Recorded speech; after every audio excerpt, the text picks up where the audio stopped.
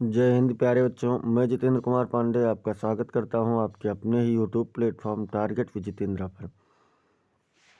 प्यारे बच्चों, UP board परीक्षा की तैयारी के क्रम में आज हम लोग क्लास 10th की इंग्लिश का 30 नंबर सेट देखने वाले हैं। इससे पहले हम लोगों का 29 सेट हो चुका है, और अगर आप लोगों ने अब तक उसे नहीं देखा है तो एक बार चैनल पर विजिट कीजिए और उसे ज़रूर देखिए। रट लो, पेपर में यही आएगा, क्योंकि जितना हमने पढ़ाया है इससे बाहर नहीं आएगा, इस बात की गारंटी मैं आपको दे सकता हूँ। और चलिए अब हम लोग चलते हैं, शुरुआत करते हैं पहले प्रश्न से। उससे पहले अगर आप लोग अभी तक चैनल को सब्सक्राइब नहीं किए हैं तो चैनल को सब्सक्राइब कर लीजिए, बेल आइकन दबा दीजिए और इस क्लास को लाइक कर दीजिए।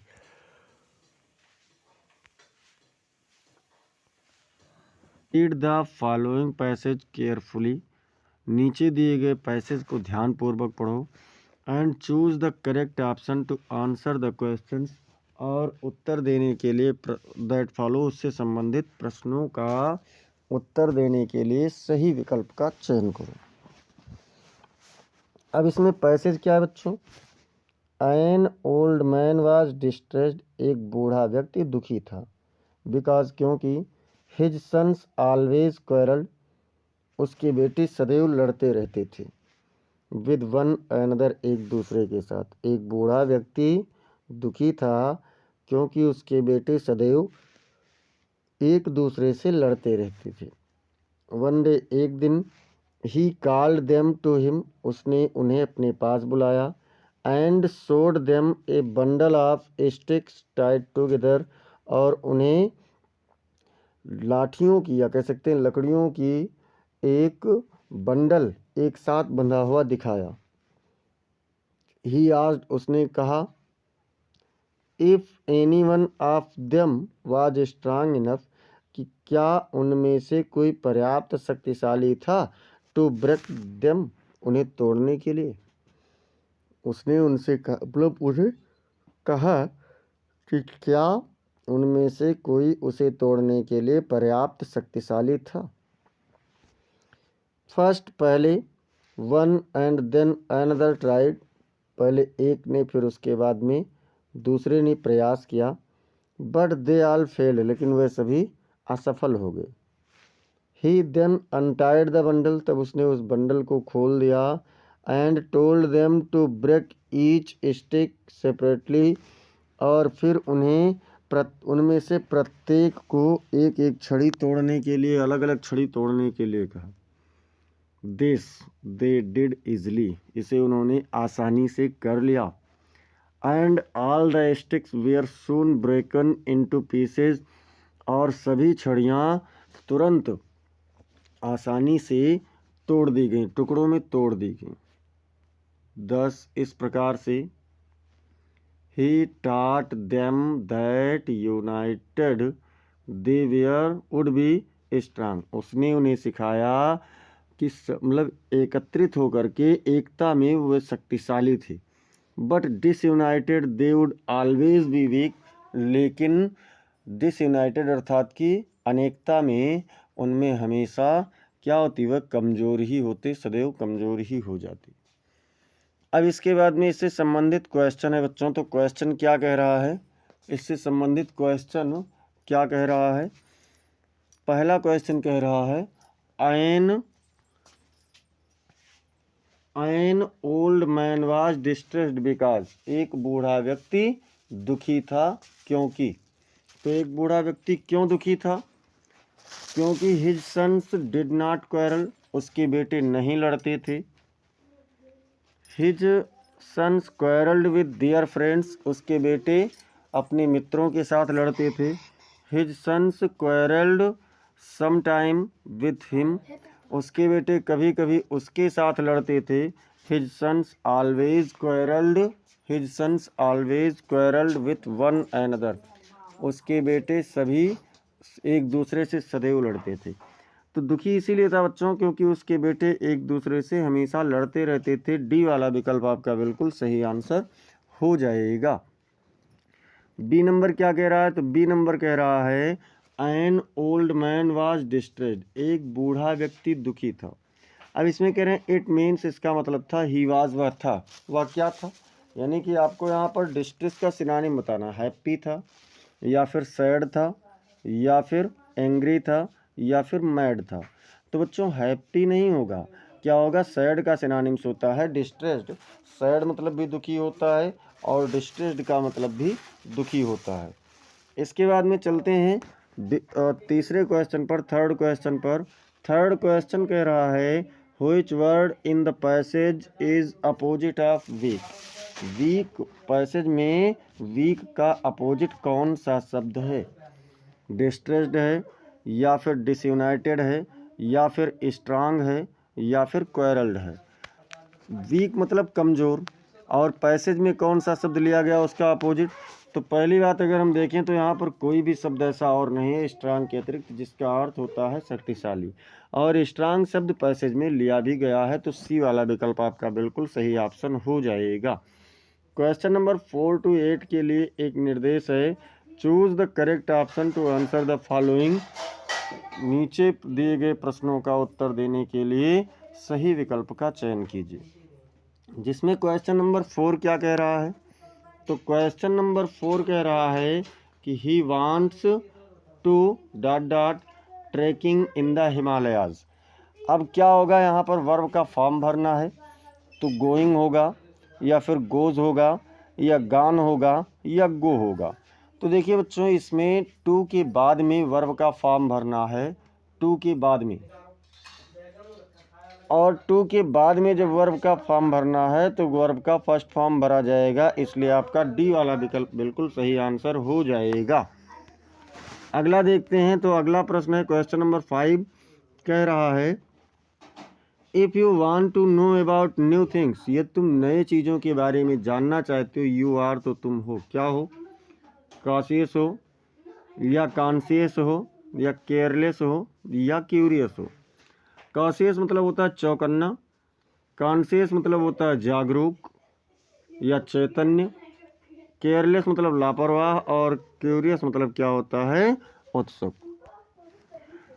6 नंबर क्वेश्चन देखते हैं, तो 6 नंबर क्वेश्चन कह रहा है कि rearrange the following word clusters to make a meaningful sentence. नीचे दिए गए शब्द समूहों को एक जोड़ व्यवस्थित करके एक नया वाक्य बनाइए। शब्द समूह क्या है? द टीचर्स, उसके बाद में ए, फिर is, favourite of, all, Ramesh. तो all the teachers is favourite of Ramesh होगा, या Ramesh is a favourite of all the teachers होगा, या Ramesh the teachers is favourite of all होगा, या फिर Ramesh is a favourite of all the teachers होगा। क्या होगा बच्चों? तो चलिए देख लेते हैं। तो इसमें Ramesh is a favourite of all teachers होगा, sorry the all teachers, favourite of the all teachers, हाँ यही वाला बिल्कुल सही आपका डी वाला विकल्प हो जाएगा। क्वेश्चन नंबर 7, क्वेश्चन नंबर 7 कह रहा है which of the following word is miss spelled. नीचे दिए गए शब्दों में से कौन सा गलत स्पेलिंग का है? एबंडेंस है या अटेंडेंस है या एक्सेप्टेंस है या एक्वेंटेंस है। तो बच्चों अबेंडेंस होगा, क्योंकि इसमें भी DANCE होगा। ए वाला विकल्प आपका सही आंसर हो जाएगा जिसकी स्पेलिंग गलत है। क्वेश्चन नंबर 8, क्वेश्चन नंबर 8 कह रहा है she puts the pen dot dot her pocket. In होगा या इनटू होगा या फिर एट होगा या फिर ऑन होगा। तो पेन को कहाँ रखती है? अपनी जेब में, यानी कि इनटू का यहाँ पर प्रयोग होगा। अब रखती है अर्थात गतिमान है, तो बी वाला विकल्प आपका सही आंसर हो जाएगा। Question number 9, question number 9 and 9 to 10 कह रहा है read the passage given below. नीचे दिए गए पैसेज को पढ़िए and choose the correct option to answer the questions that follow, और उससे संबंधित प्रश्नों का उत्तर देने के लिए आप सही विकल्प का चयन कीजिए। चलिए देख लेते हैं क्या है पैसेज। पैसेज कह रहा it is really getting bad now. अब वास्तव में बुरा हो रहा है। एक्सक्लेम्ड द मैन, व्यक्ति चिल्लाया। आई होप, मैं आशा करता हूँ। इट पासेज क्विकली, की शीघ्रता से बीत जाएगा। It did not pass quickly, ये जल्दी नहीं बीता।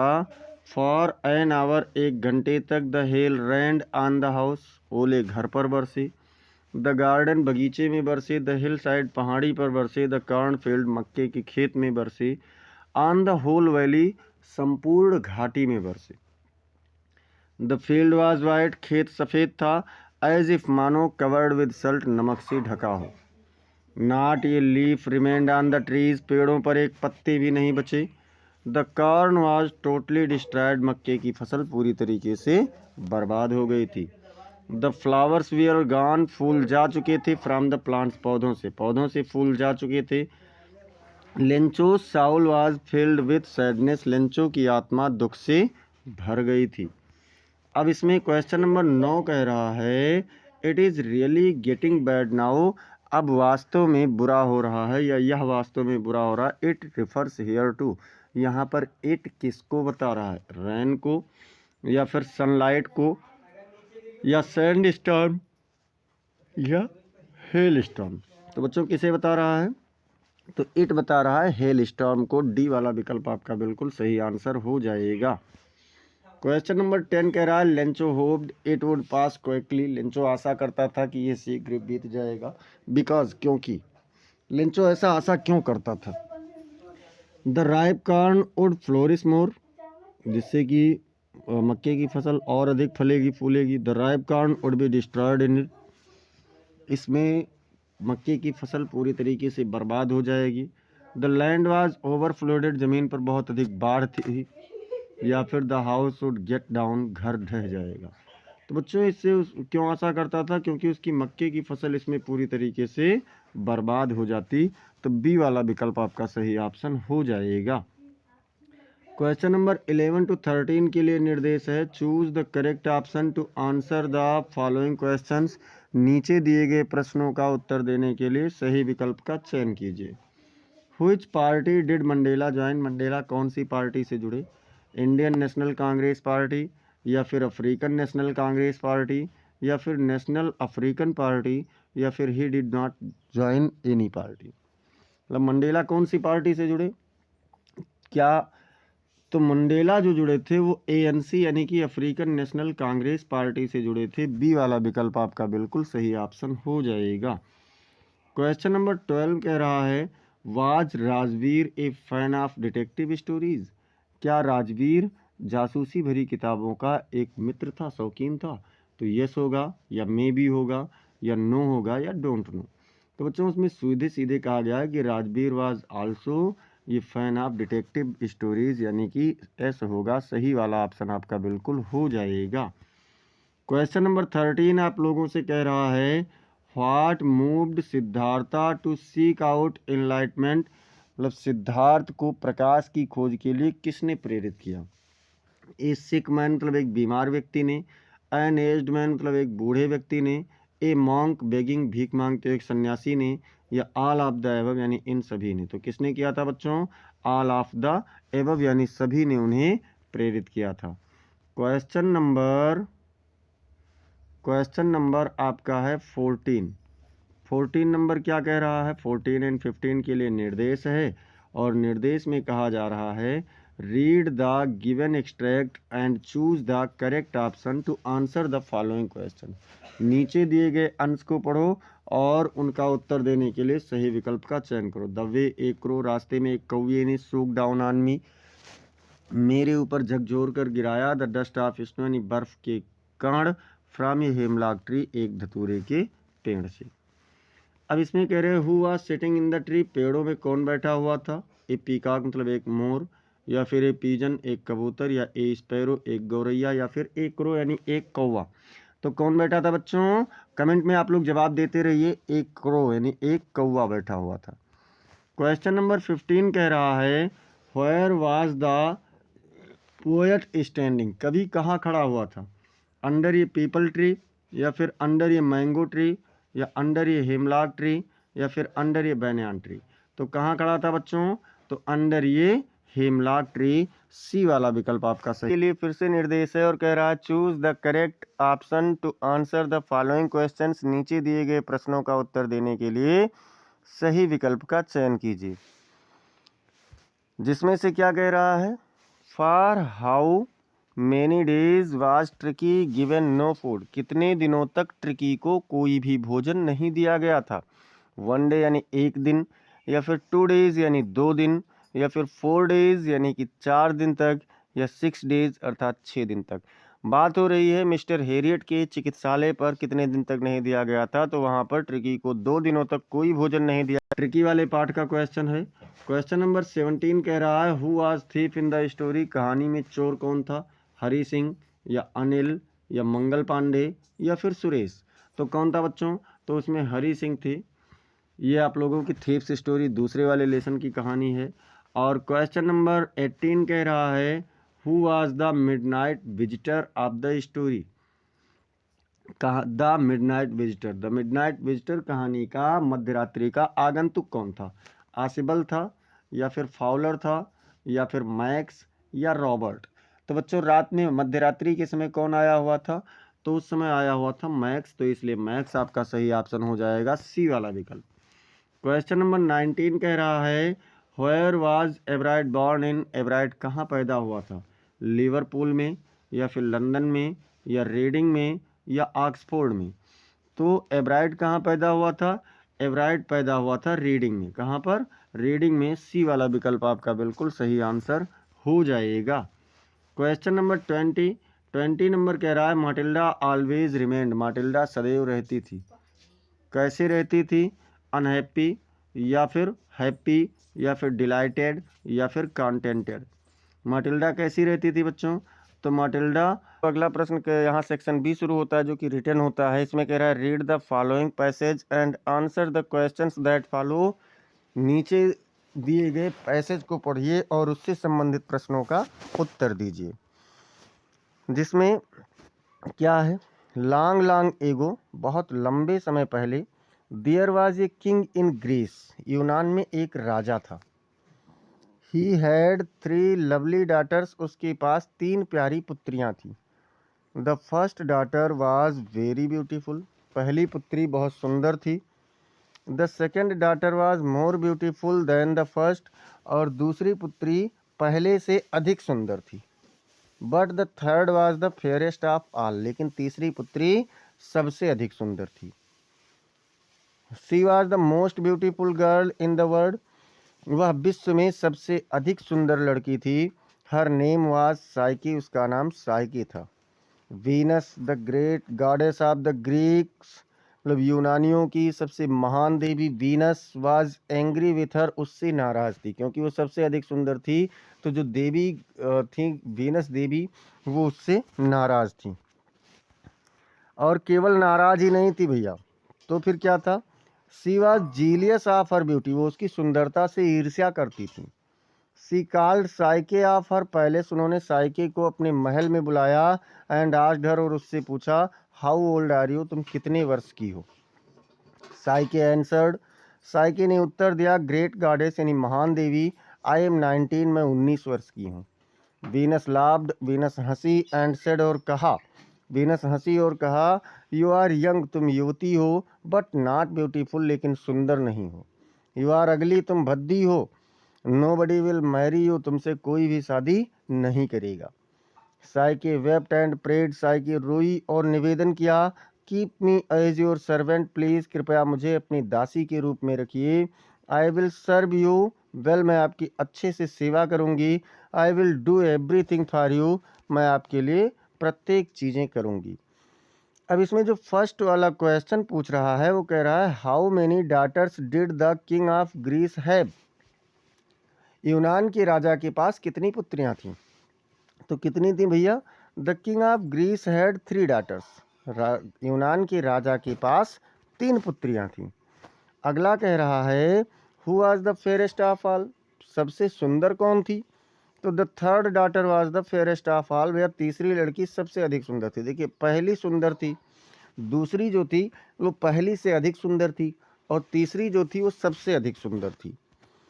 अगला कह रहा है, what did Psyche pray to the goddess of Greece, Psyche ने गॉडेस ऑफ ग्रीस यानी कि यूनान की देवी से क्या निवेदन किया था। तो Psyche prayed to the goddess of Greece, Psyche ने यूनान की देवी से निवेदन किया, keep me as your servant please, कृपया मुझे अपनी दासी के रूप में रखिए। I will serve you well, मैं आपकी अच्छे से सेवा करूंगी। I will do everything for you, मैं आपके लिए प्रत्येक चीज़ें करूंगी, ऐसा उसने कहा था।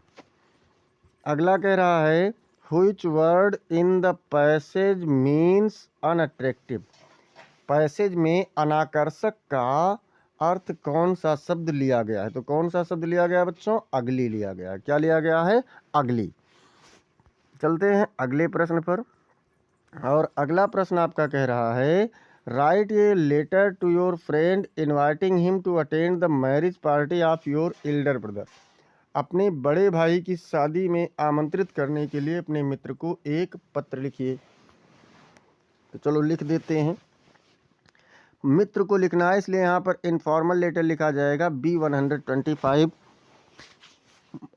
Model town Jalandhar. डेट आप यहाँ पर 24 अगस्त यानी कि जो भी डाला हुआ है आप परीक्षा वाली डेट को ही डालना, जिस दिन आपका इंग्लिश का पेपर होगा वही डेट आप डालना। डियर विनोद, आप यहाँ पर अपने मित्र का कोई भी नाम लिख सकते हैं। I feel delight to invite you, मैं आपको आमंत्रित करते हुए प्रसन्नता महसूस करता हूँ। To attend the marriage party of my brother, मेरे भाई की शादी के समारोह में मैं आपको आमंत्रित करते हुए प्रसन्नता महसूस करता हूँ। The marriage will take place on 6 September 2012, यहाँ पर बेटो आप लोग 2026 वाला लिखना कि शादी 6 सितंबर 2026 को होगी। I will leave for Gwalior on 6 सितंबर, मैं ग्वालियर के लिए 6 सितंबर को निकलूँगा एट 5 AM, सुबह 5 बजे, इन द मॉर्निंग, सुबह के समय। I shall stay at Scindia Dharamshala, मैं सिंधिया धर्मशाला में ठहरूंगा।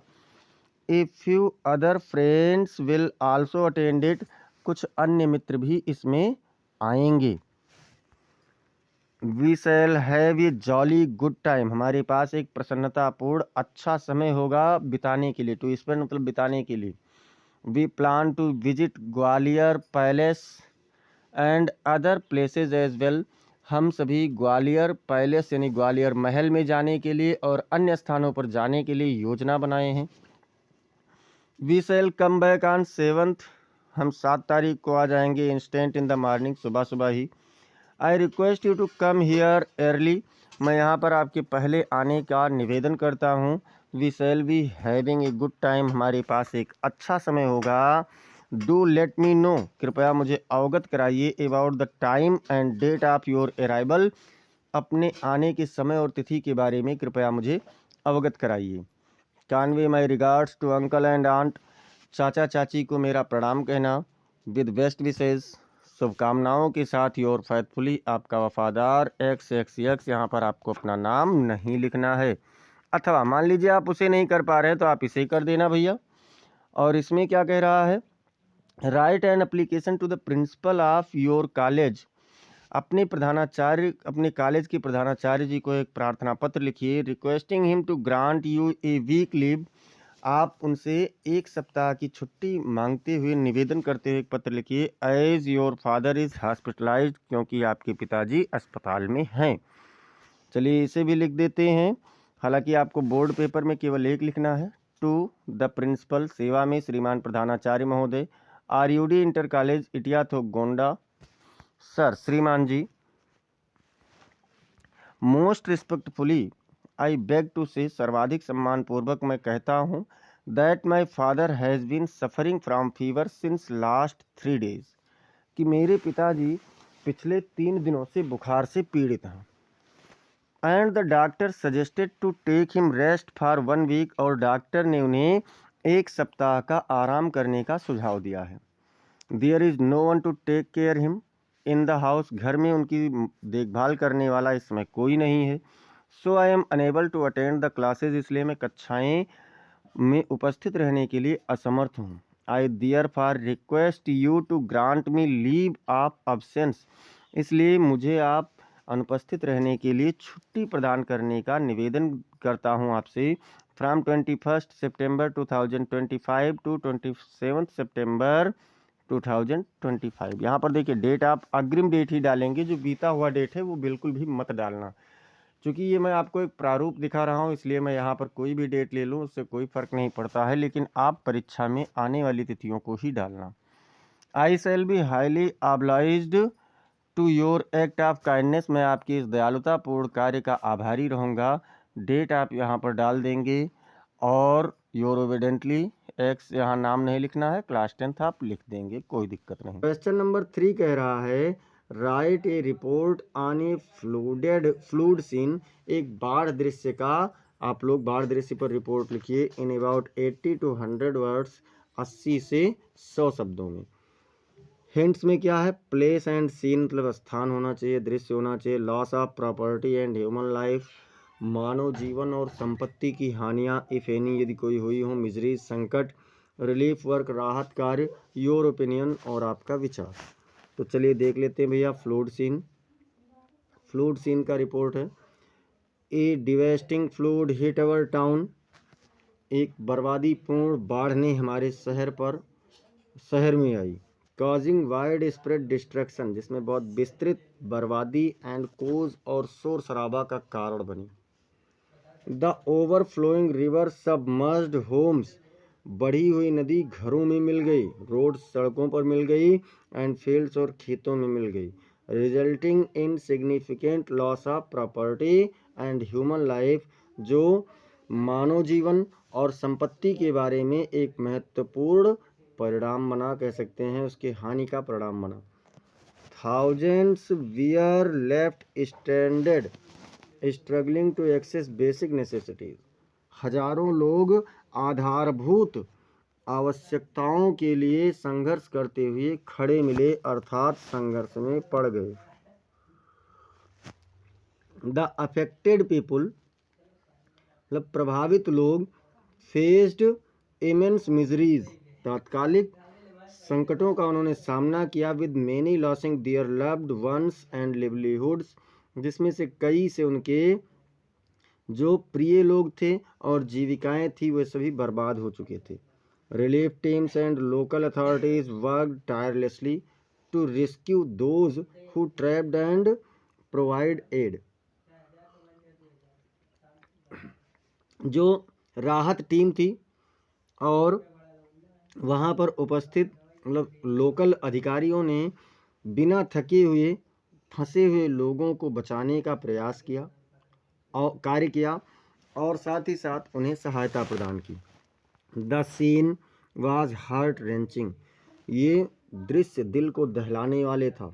Emphasizing the need for effective disaster management, जो एक ऐसे बर्बादी यानी आपातकालीन व्यवस्था की प्रभावशाली व्यवस्था की आवश्यकता को दर्शा रहा था। And support for the victims to rebuild their lives, और उनके जीविका को पुनः बनाने के लिए उन्हें मदद की आवश्यकता को दर्शा रहा था।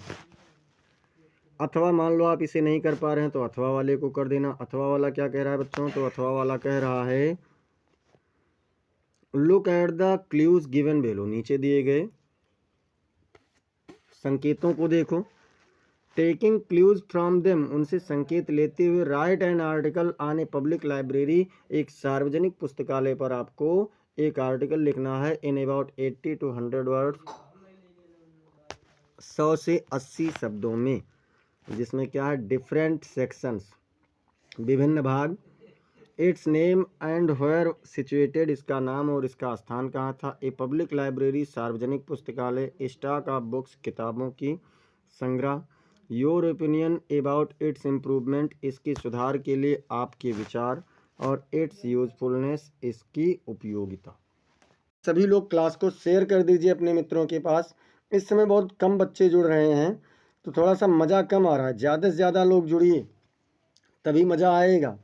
और आपके पास समय भी बहुत कम बचा है, आप जितने अच्छे से पढ़ेंगे उतना ही अच्छा लगेगा। 4 का ए क्या कह रहा है, rewrite the following sentence by changing into indirect speech, मतलब अप्रत्यक्ष कथन में बदलते हुए नीचे दिए गए वाक्यों को फिर से लिखिए।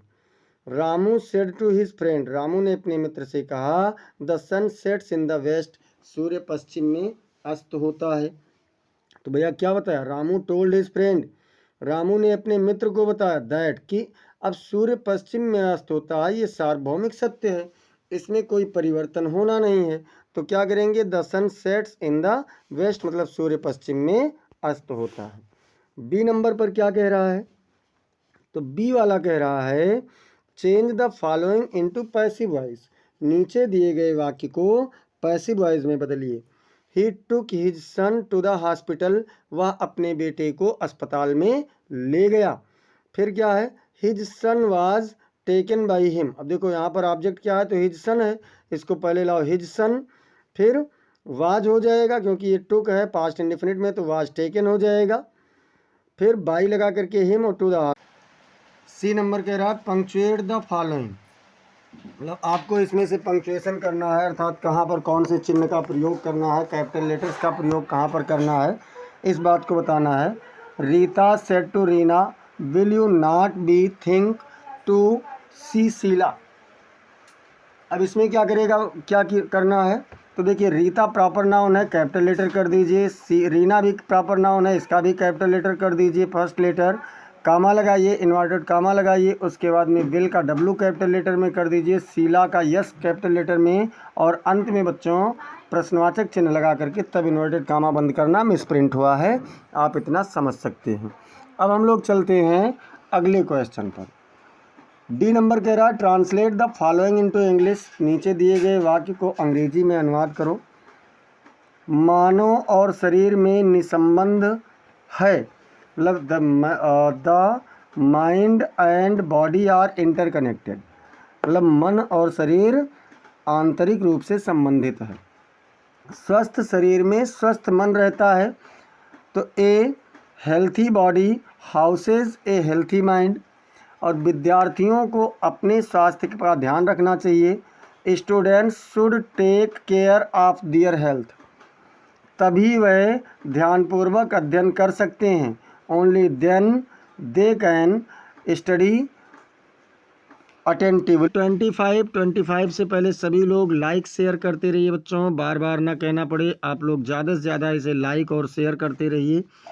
कह रहा answer the following questions in about 30 to 40 words each, नीचे दिए गए प्रश्नों में से प्रत्येक का उत्तर 30 से 40 शब्दों में देना है। Whom did Lencho call a bunch of crooks, Lencho ने बेईमानों का समूह किसे कहा, एंड वाई और क्यों कहा, दोनों बताना है, किसे कहा और क्यों कहा।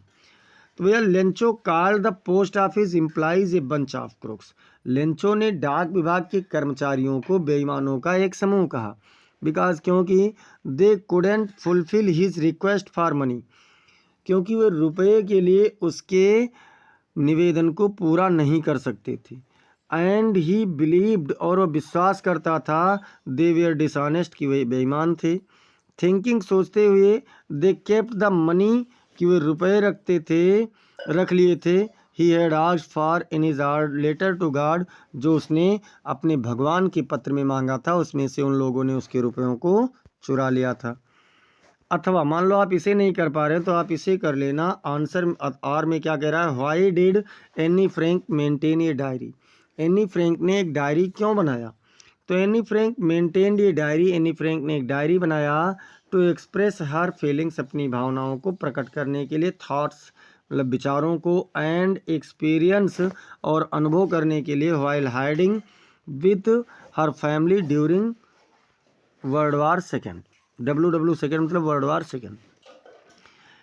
एनी फ्रैंक ने अपने भावनाओं, विचारों और द्वितीय विश्व युद्ध के दौरान अपने परिवार के साथ छिपे होने के समय अपने अनुभव को प्रकट करने के लिए एक डायरी बनाया।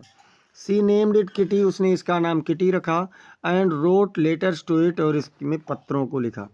Finding solace in writing amidst the traumatic circumstances, मतलब विपरीत परिस्थितियों में भी लिखने में आनंद, अकेलापन पाकर की खुश थी। प्रिजर्विंग हर स्टोरी, अपनी कहानियों को संरक्षित करती थी। एंड इमोशंस फॉर पोस्टेरिटी, और भावनाओं को आने वाले लोगों के लिए वह एकत्रित करती थी। बी नंबर क्या कह रहा है बच्चों, तो क्वेश्चन नंबर बी कह रहा है why did Valli not like to be called a child, Valli एक बच्ची क्यों नहीं कहलाना चाहती थी, तो Valli didn't like to be called a child, Valli एक बच्ची नहीं कहलाना चाहती थी, बिकॉज क्योंकि she wanted to be seen as grown up, क्योंकि वह बड़े लोगों के रूप में देखी जानी चाहती थी, एंड इंडिपेंडेंट और स्वतंत्र देखी जानी चाहती थी। एज 8 years ओल्ड, 8 वर्ष की उम्र के रूप में, सी वाज मेच्योर, वह परिपक्व थी, and took care of herself, और अपना खुद का ध्यान रखती थी। Travelling Elon on the bus, बस में अकेले यात्रा करना, एंड फेल्ट डिसरिस्पेक्टेड, और अपमानित महसूस करना, when treated like a young child, जब उसे एक छोटी लड़की के रूप में व्यवहार किया जाता था। yearning for recognition as a responsible individual, एक जिम्मेदार व्यक्ति के रूप में वह अपना पहचान बनाने की इच्छा रखती थी। इसके बाद में बच्चों अगला क्या कह रहा है, तो अगला आप लोगों का है अगला नंबर, अथवा में मान लो आप इसे नहीं कर पाते हैं तो आप इसे कर लेना।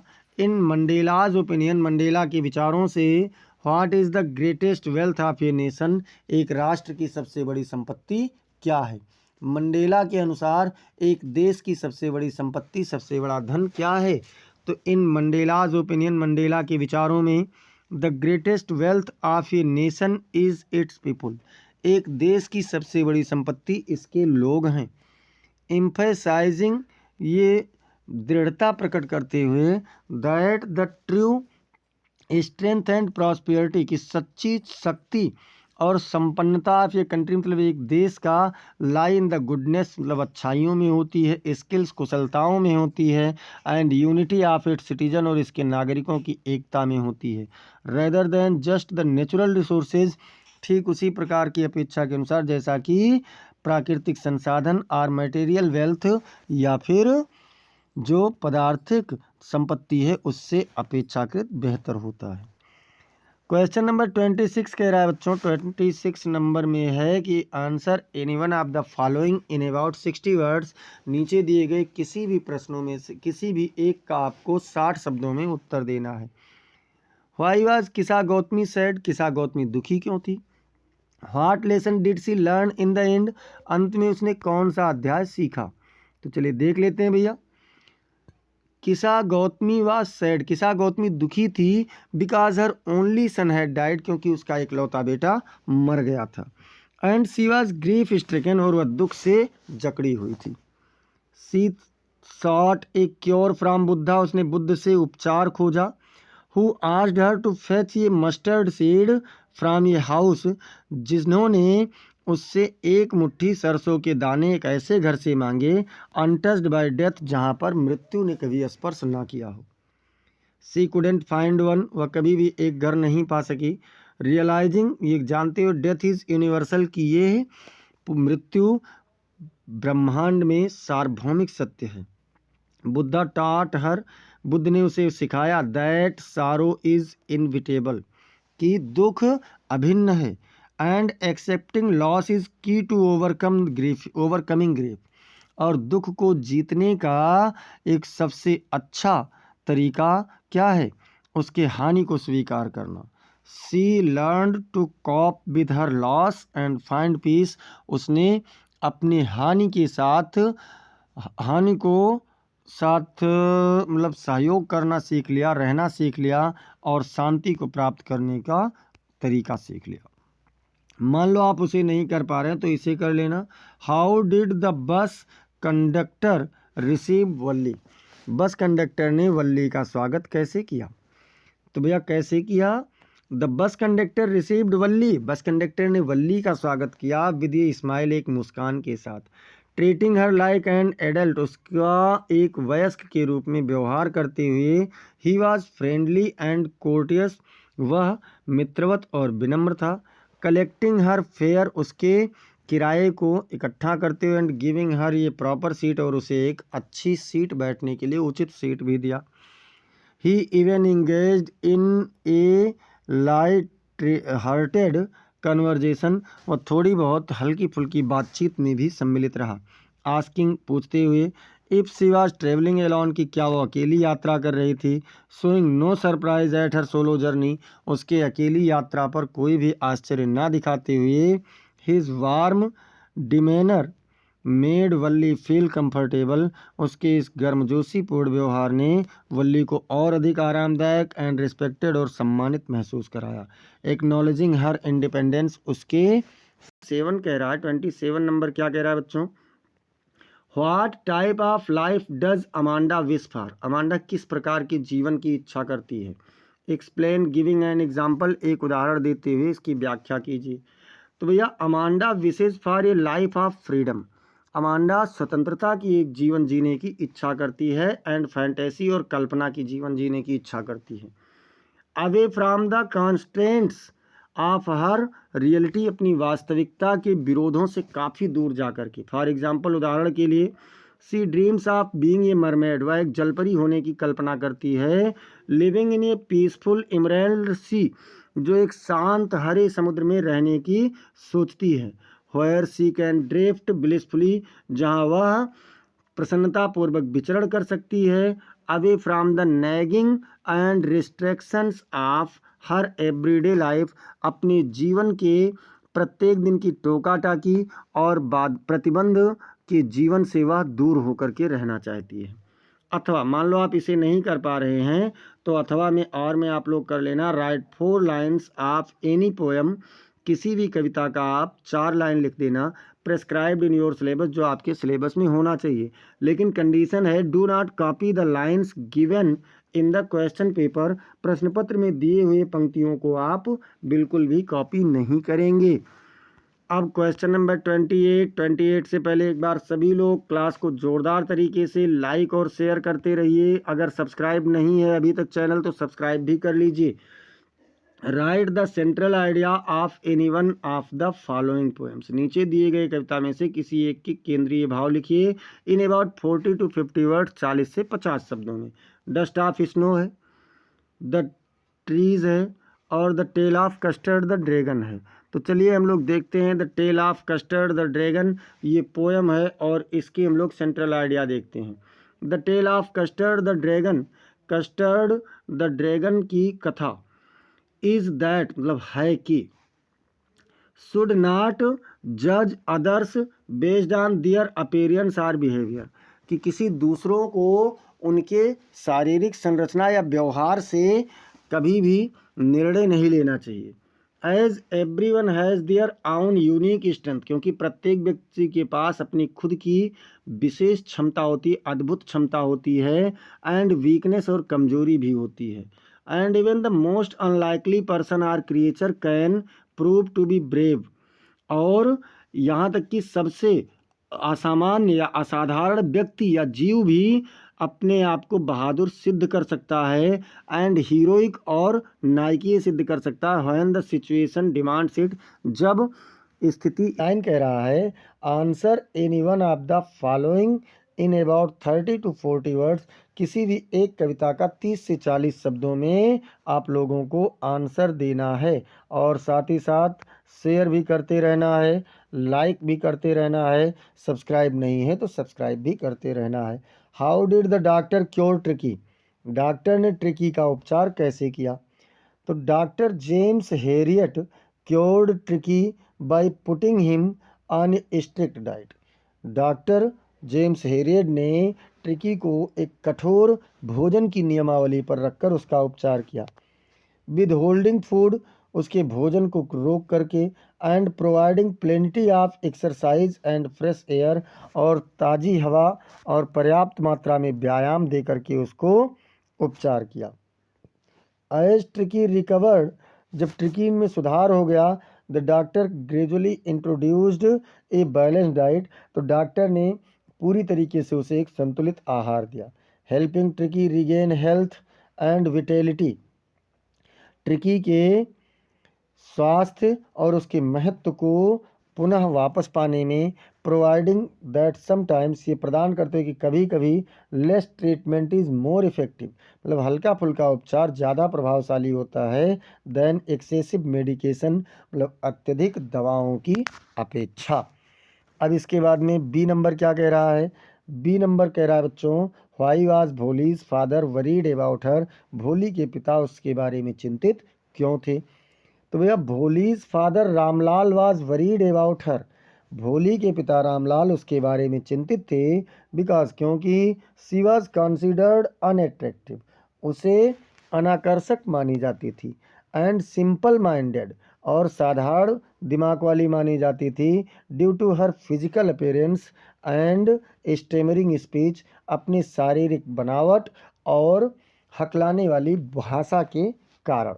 मेकिंग हिम एनेक्सियस, जो उन्हें चिंतित बनाती थी, अबाउट हर मैरिज प्रॉस्पेक्ट्स, उसकी शादी की योजनाओं के बारे में, and future well being in a society, और एक ऐसे समाज में उसके भविष्य की चिंता के बारे में, वैल्यूइंग ट्रेडिशनल फेमिनाइन क्वालिटीज़, जो पारंपरिक महिलाओं के गुणों का महत्व देता है। Question number 30 and the last question है, इसलिए सभी लोगों को लाइक शेयर करते रहना है। कह रहा answer any one of the following in about 60 words, नीचे दिए गए किसी भी एक प्रश्न का उत्तर आपको लगभग 60 शब्दों में देना है। क्या कह रहा है भैया? व्हाट वुड हैव हैपेंड, क्या होता, if Matilda had not lost the diamond necklace, यदि माटिल्डा ने हीरे का हार ना खोया होता तो क्या होता।